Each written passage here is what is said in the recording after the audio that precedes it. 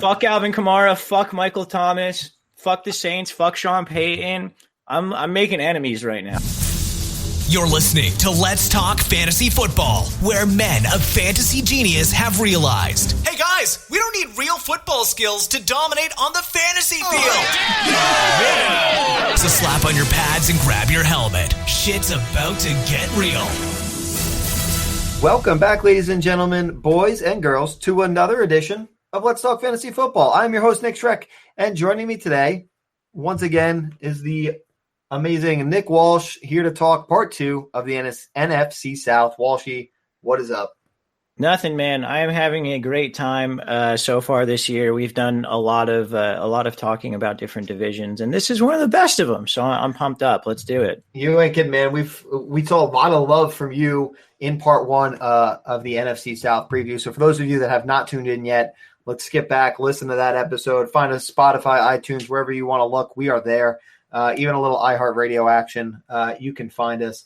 And you hear a lot of love from Walsh. And I won't spoil the surprises there if you haven't listened. So tune in. I have a feeling we're going to hear some more love, at least on one of the guys that we reference in part 1, Walshy. But before we do, we want to give a shout out to next week's preview, the NFC North. Another big division, a lot of fun coming.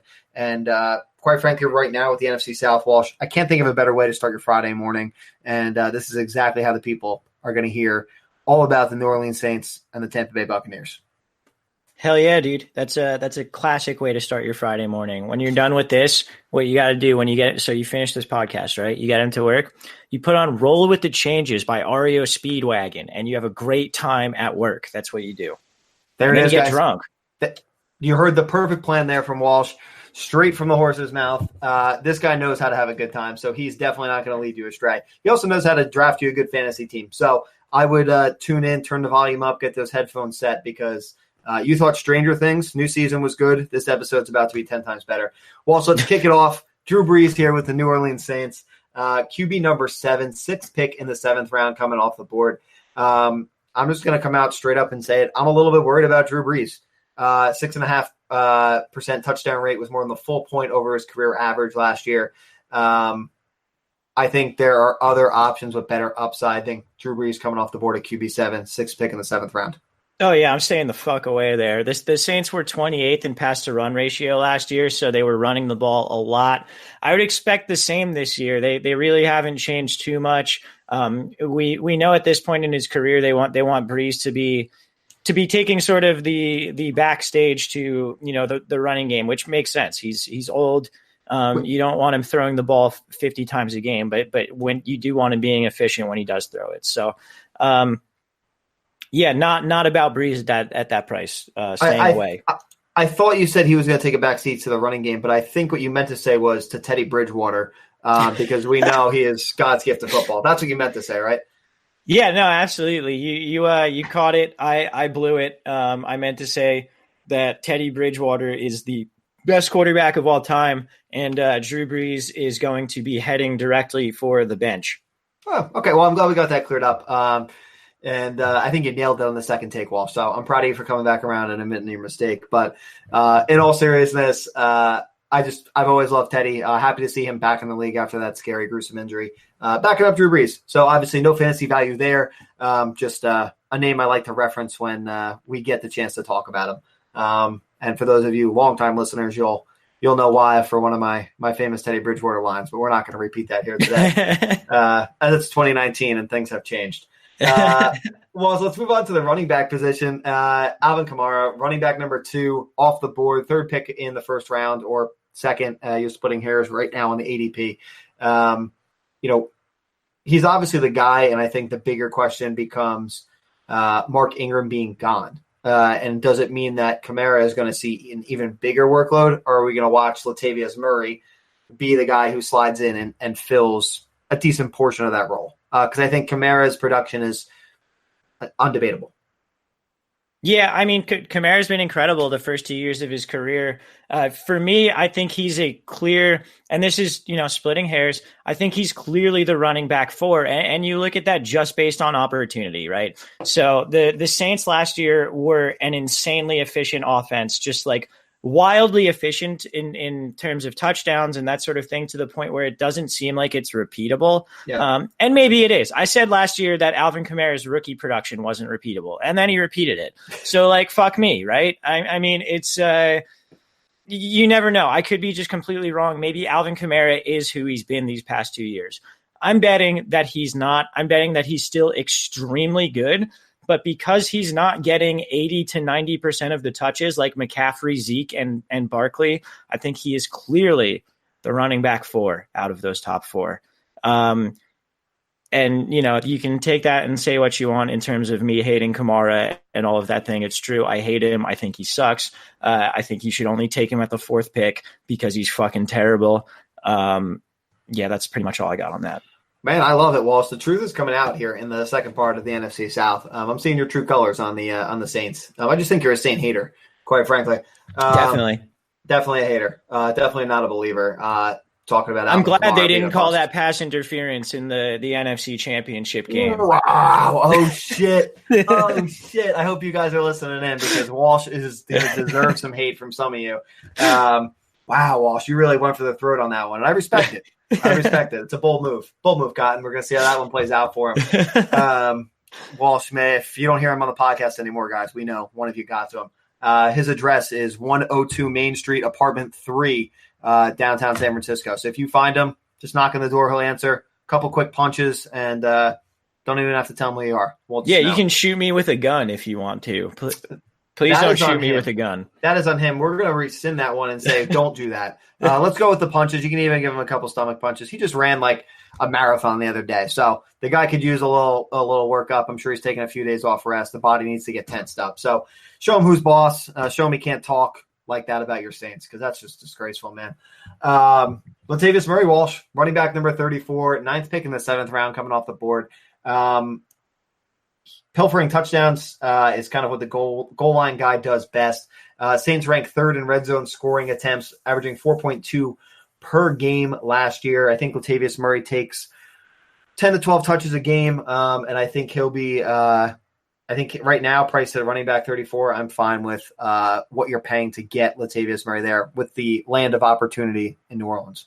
Yeah, 100%. I mean, you know, I just spoke about how I don't think this offense can continue what it did. But that being said, if Latavius Murray is taking the Ingram role, 11.9 PPR points per game last year, like, you getting that at running back 34, like, yeah, tight. That's totally fine. And then you've got the upside that if anything, knock on wood, were to happen to Kamara, you know, you've got the guy who will likely take over the bulk of the workload. I mean, I know Buck Allen or Dwayne Washington might, you know, take a little bit of that, but I think Latavius Murray would be pretty much the guy at that point. And then at that point, you've got the feature running back in, you know, one of the most efficient offenses in the league. So there you go.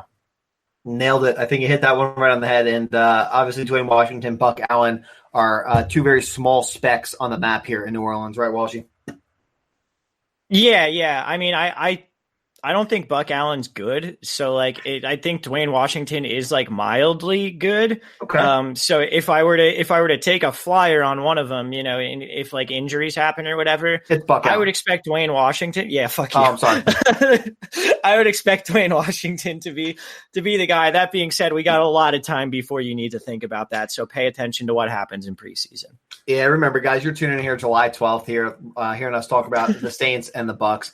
Lots of things are going to change as we see them in camp and seeing things happen. But we're getting previews out of the way so we can talk about those things live as they do happen. We're talking big picture. Keep your eye on it. Walsh, big Buck Allen fan. On to wide receiver, guys. Michael Thomas, again, undisputed elite talent, wide receiver number 3 off the board. 10th pick in the first round, Walshy. His catch percentage last year, 85%, was insane, quite frankly. I think it's it's plausible that he could end up leading wide receivers in half point PPR scoring or PPR scoring, depending on how things play out. But again, elite talent, one of the top few guys there. Yeah, I'm lower on him. Really? Like I mean, like, again, I hate him because Because I mean, you said it. He had an 85% catch rate. That's unsustainable. That's not something that NFL wide receivers do when they have 142 targets. That has to be an outlier season. Like, there's no way Michael Thomas gets 142 targets this year and catches 125 of them. Replay that when he does at the end of the season. Like, splice that into our audio when he does do that. I'll ask your comment on something, and instead of actually letting your comment play, I'm just going to play that clip. And to prove your point was wrong. All right, Walsh. I mean, you hate Michael Thomas. Well, so I mean, he did that last year, right? 125 catches on 142 targets. He was PPR wide receiver 6. Why are we drafting him at wide receiver 3 when he based on that, you either expect him to get targets way farther down the field or that sort of thing, or increase his touchdowns, or you're expecting him to get 170 targets. So I don't think he's going to do either. They're going to run the ball a shitload. No one's getting 170 targets on this team. Maybe he gets more than his 8 touchdowns from this past year. I don't know, but wide receiver 3 to me seems like really, really weird. We mentioned Julio at wide receiver 4. Julio over Thomas 100%. I think you can make arguments for a couple guys after that as well. I think you can make arguments for Juju. I think you can make arguments for Odell ahead of Michael Thomas. I don't see it, and I'm yet to really hear a super compelling argument as to why we should take this guy who by all standards had an outlier season in efficiency, and not expect his volume to go up, but somehow expect him to be better than he was. Well, I can tell you're not going to hear that argument from me, Walsh. So it's elite talent. I think at the top, you're picking who you like. But I have no statistical backing to anything I've said today, other than the fact that you hate Michael Thomas. So we'll move on. Fuck Alvin Kamara. Fuck Michael Thomas. Fuck the Saints. Fuck Sean Payton. I'm making enemies right now. You ain't kidding. I mean, you already made the bold statement about the bull and call, but I have a feeling we may see the emotion change on the other side for the second half of the teams, but we'll see. Walsh, next wide receiver up on the list, Traquan Smith, wide receiver 61, third pick in the 14th round. He had a few flashes. Overall, I think it was a disappointing year for him last year. Drew Brees has spoken about the high expectations that he has for Traquan Smith here. Do you care? I'm waiting until the preseason on all these guys. If I were to put my money on anything, it's that old ass Ted Ginn becomes the number 2 wide receiver, and he's the guy that you would maybe want to throw a flyer on. But that's pretty much it. I've heard in terms of their other guys, I think Cameron Meredith might get cut. I don't trust Rashard Matthews at this point. They've got Austin Carr, who's a slot guy, and Keith Kirkwood. Who's that? Sorry? No, I was making a smartest comment. Keith Kirkwood, who's that? Exactly. Yes, he sounds like my accountant. But I don't have an accountant. I don't have a lot of money. That's exactly the point. Joke. He's a nobody because Walsh doesn't even have one. Yeah, exactly. Ted Ginn, I agree. Ginn's had at least 6 targets in every game he started and finished last year.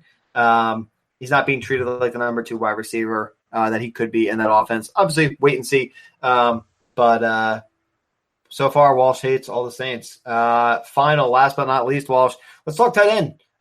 Your boy, Jared Cook, tight end number 8, 5th pick in the 7th round. Former Raider here with Drew Brees and the Saints. We've talked about some tight end options. Do you believe that he's a good option, or should people stay with the wheel? So I don't think he's a terrible option. I think of sort of the mid-range tight ends, he's a pretty solid one. He had a career best year last year, 101 targets, 68 catches, 896 yards, 6 touchdowns. And we've seen Drew Brees make productive tight ends out of guys who you would be really? Jared Cook's getting a little bit older, but Drew Brees made Ben Watson a productive tight end at age 35.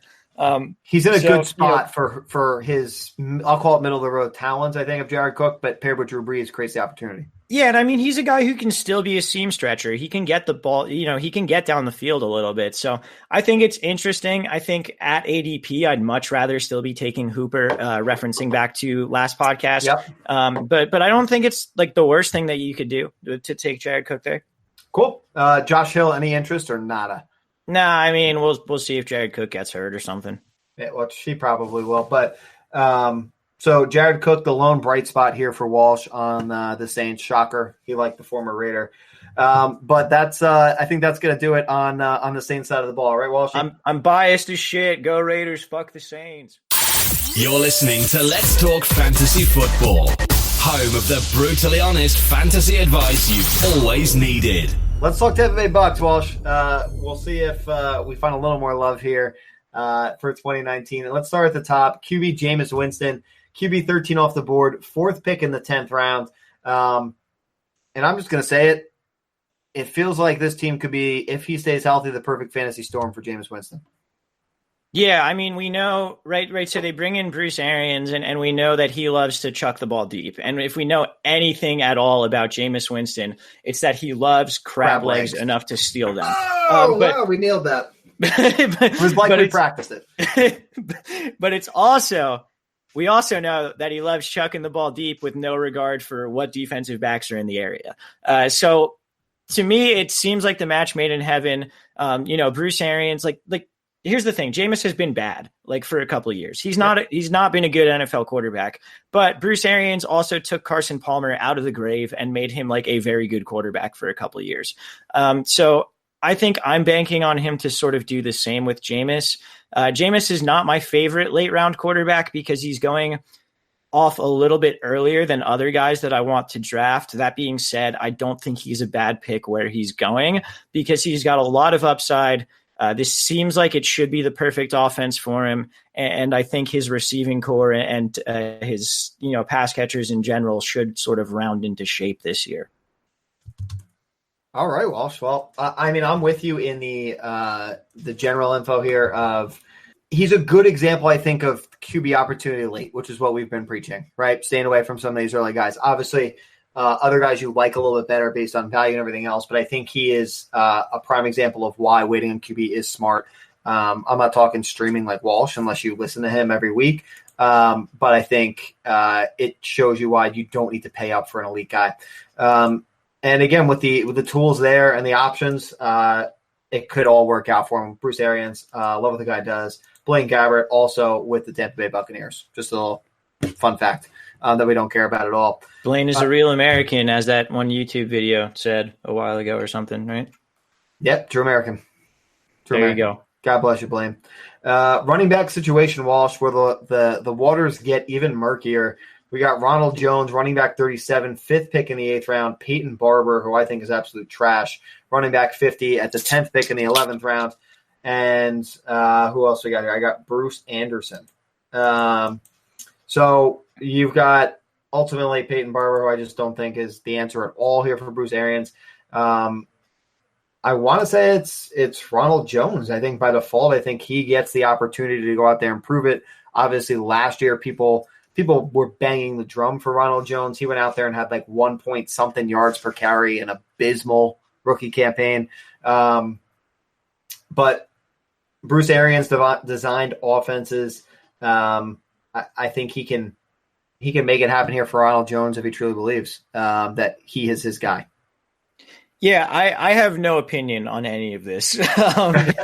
I think Ronald Jones had a historically bad rookie season. Peyton Barber showed he's mediocre as fuck. If anything, my half joking opinion is that Andre Ellington comes back from the dead because he had his best seasons under Bruce Arians in Arizona. And he is also on their roster, but so he's not dead.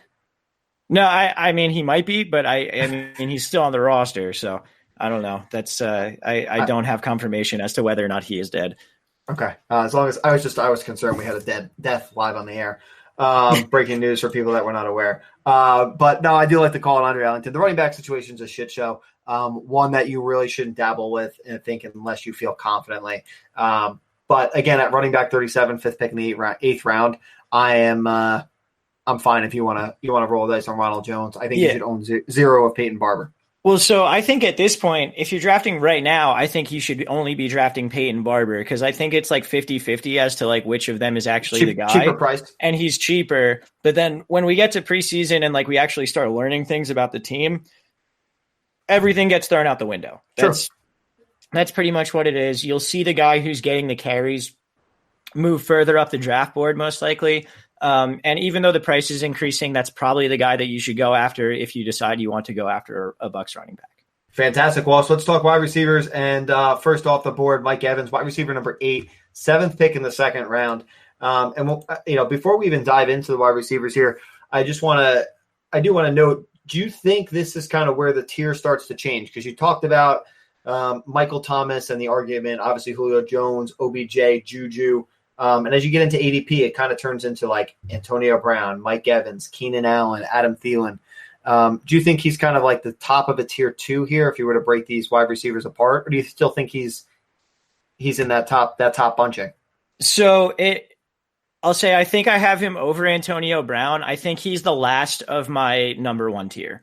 Okay. So I do think he's like an elite guy. I think he's a guy that you can be very comfortable with as your number 1 wide receiver. He kind of showed last year too that he could be effective downfield. He had 17.7 yards per reception. That's his career high. And he did it on a ton of volume, 138 targets, 86 catches.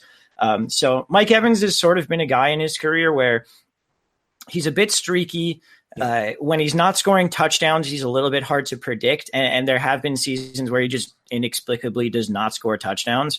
But in this offense that wants to throw the ball downfield, and we know he's a favorite target of Jameis's, I'm pretty excited about Mike Evans. I think he's a legitimate top tier wide receiver this year.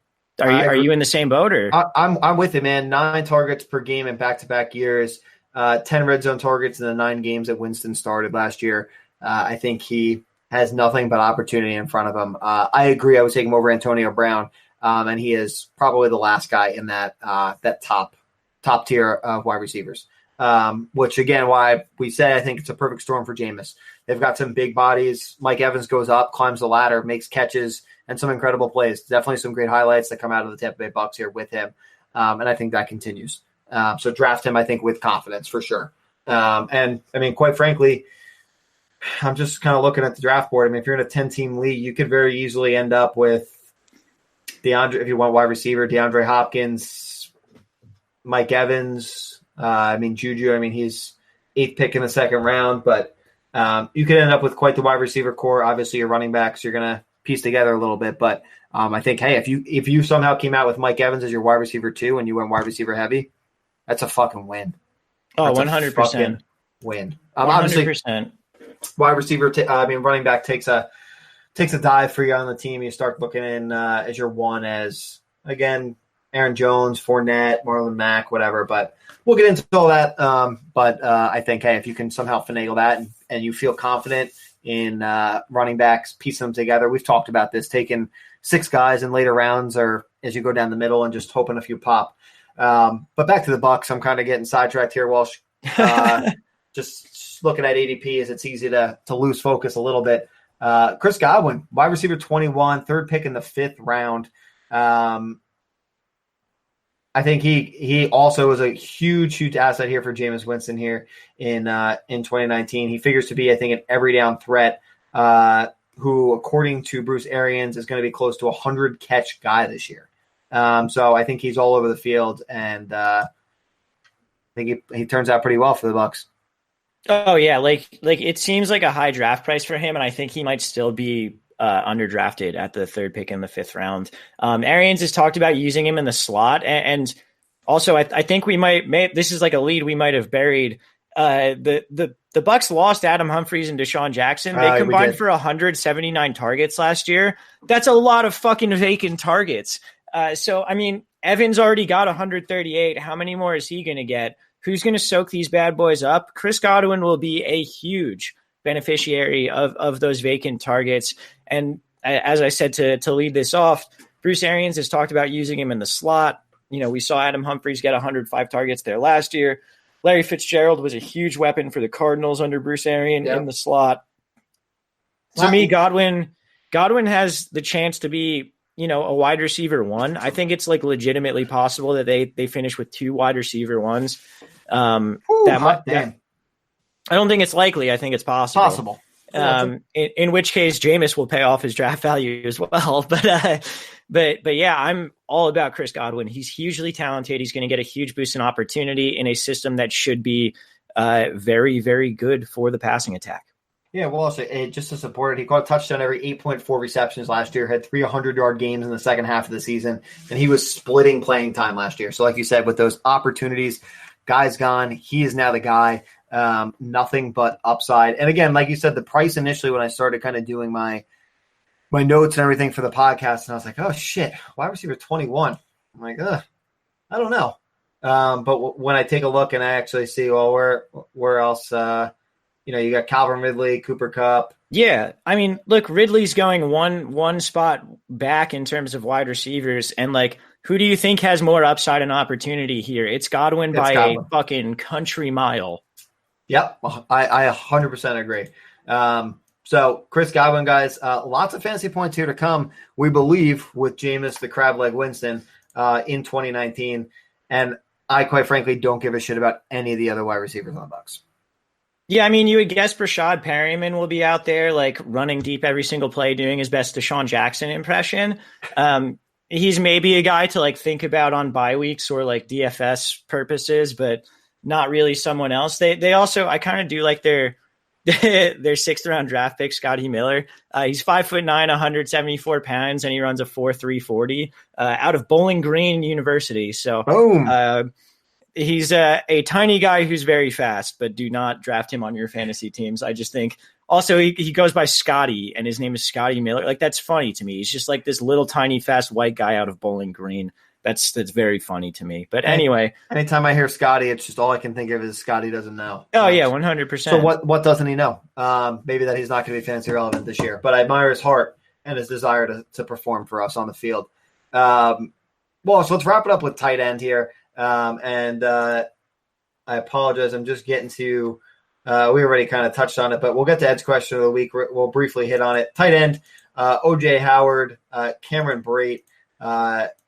Cameron Brate, I don't care at all about, I think, in this offense fantasy-wise. He underwent arthroscopic surgery on his hip in January. You clearly disagree. Go ahead, hit me. Oh, no. Oh, you said no. I said no, as in, like, I don't give a shit about Cameron Brate. I thought you said, oh. I'm like, oh, boy. I'm like, wow. Ooh, I blew this one. Walsh is totally on a different page. No, you're dead on. Or maybe we're both extremely off. It's either way, we're going down together. We're on the same ship. That's all that matters here. And it's the Buccaneers ship.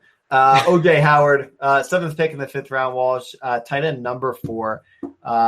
He converted 34 of 39 catchable targets last year, averaged 11.8 yards per look.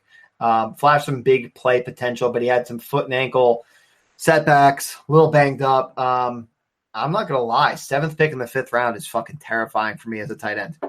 Oh, dude, I'm like really about O.J. Howard this year, and then I saw his ADP and was just like, I guess I'm just not going to own him at all. Hoop Daddy, man. Like, I think, Hoop Daddy's a way better value at where he's going. Like, I think O.J. Howard's going to have a legitimately very good season. We talked about it, that there's 179 targets that they need to make up for. They're not all going to Brashad fucking Perriman. Or Scotty. Yeah, or Scotty Miller. So, I mean, a lot of these are going to go to O.J. Howard, but I can't draft a tight end in the 4th round who didn't even eclipse 50 targets last year and has never been a high-volume guy. I know he's going to step into a bigger role this year. I know he's been a big play threat. I know he's averaged 16.6 yards per reception in his 2 years in the league, which is absolutely absurd for a tight end. I know he can stretch the seam. I know they want to throw the ball deep.